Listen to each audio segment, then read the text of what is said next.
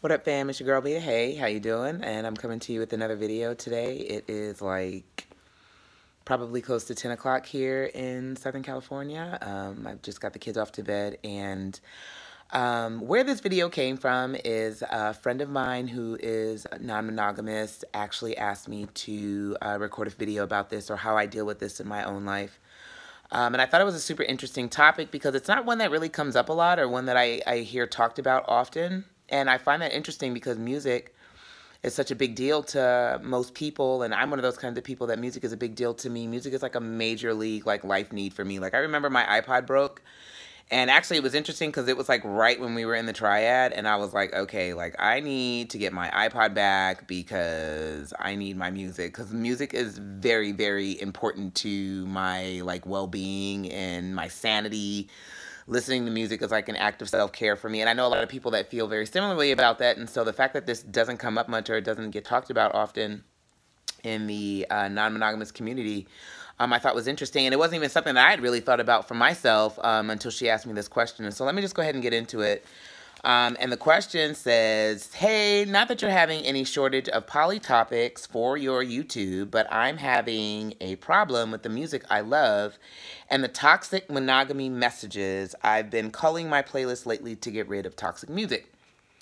So a lot of the music that we listen to, and a lot of the music that is produced that is about romance and romantic love and relationships, is done from a monogamous perspective, because society, in large in part, human society is mostly monogamous, or that's the relationship model that is, you know, the one that's most widely accepted.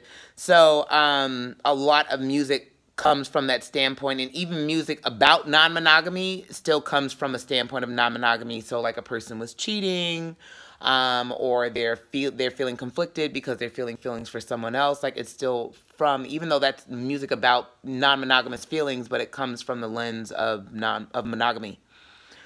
And so me personally, like, how I deal with that is, I think that as a, like, black person, I listen to a lot of trap music, and some of the music, the messages in that music is horrible. Like, it's so bad. But I, like, really, really, really, really love trap music. Like, I am a total sophistiratchet. So, like, I love trap music. And so I've had to learn how to develop the ability to separate the message from just the sound of the music. And so I have accepted that most of the music that is produced is coming from a vantage point of a monogamous standpoint. And so that's just the message that I'm going to hear. And so I'm not, like, surprised that it's there. And I'm not surprised that people feel that way, you know. I understand it. And I also, sometimes I can access the part of myself that feels that way about my partner. So, like, even, there are lots of songs that do capture, like, the love that I feel for my partners, and even songs that are very, like, well, you're my one and only, or, you know, you're the only person, or you're the one. Like, I think for me, how I try to access that is in my relationships with my partners, you know, in my time with them, or in my relationship with them, like, they are the only one. Like, they're in my relationship with them, like, they're a singular focus. And so I can kind of, like, think about how I feel about my partners, and I can kind of sort of access it to a point. I don't know if that makes any sense. And then, like, there are certain songs or certain messages that I just sometimes just have to go, like, I just can't listen to this at all. And I, you know, when I find that I'm just okay with that. Like, there's a song by Young Ma, and I don't know the name of it. It might be Body Bag. I'm not sure. No, it's not Body Bag. I can't remember the fucking name of it. But she says something like, if you're a bi bitch, like, and I'm bisexual, and the fact that, like, lesbian women, like, you know, really discriminate against bisexual women is, like, a trigger thing for me. It's not something that I like being reminded of. And so her, like, expressing that sentiment was, like, really, like, ugh to me. So I don't listen to that song. Like, on my iPod, when it comes up, I just go past it. It's Wet Wet. It's Wet Wet. That's the name of the song. Just figured it out. So I don't listen to that song when it comes up on my iPod, because I'm just like, ugh, like, I don't like that sentiment. It's the same thing with that kind of music. Like, if there are some songs that is just way too, like, you know, like the parts of monogamy that's really, really toxic. Because I don't feel like monogamy is toxic. I feel like there is such a thing as toxic monogamy, but, like, I don't think monogamy in and of itself is a toxic way to feel. And so, like, you know, I don't come across many songs where the message is just so toxically monogamous that I'm just like, I can't listen to this at all. But if I did, I just wouldn't listen to it anymore. But I think I just kind of look at the music in a very objective way. I just go, well, why would a mostly monogamous culture produce not, you know, non-monogamous music, or music that is in line with the worldview of non-monogamy? So I think I just expect it to be that way. I recognize that that's what it's going to be. I separate that from just enjoying the music and enjoying the sound. And sometimes I can still access feeling that way about my partners, like in the moment when I'm with them, you know. So like there's a song, I can't think of the name of the artist who sings it. It's some like rando, but anyways, it's a popular song, but the guy who sings it, like, it's not like someone that I could be like, oh, this is so-and-so. But anyways, it's Selfish, which I know you guys have heard it, and it's a trap song. I'm selfish, I want you all of myself, I swear. You don't need nobody else, I swear. Like, I love that song, okay?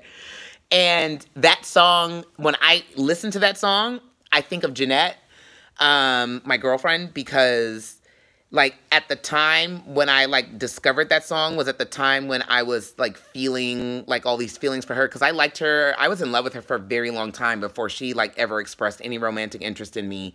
And so, and it was this very like all consuming, it was this very intense and just directed love. It was so weird.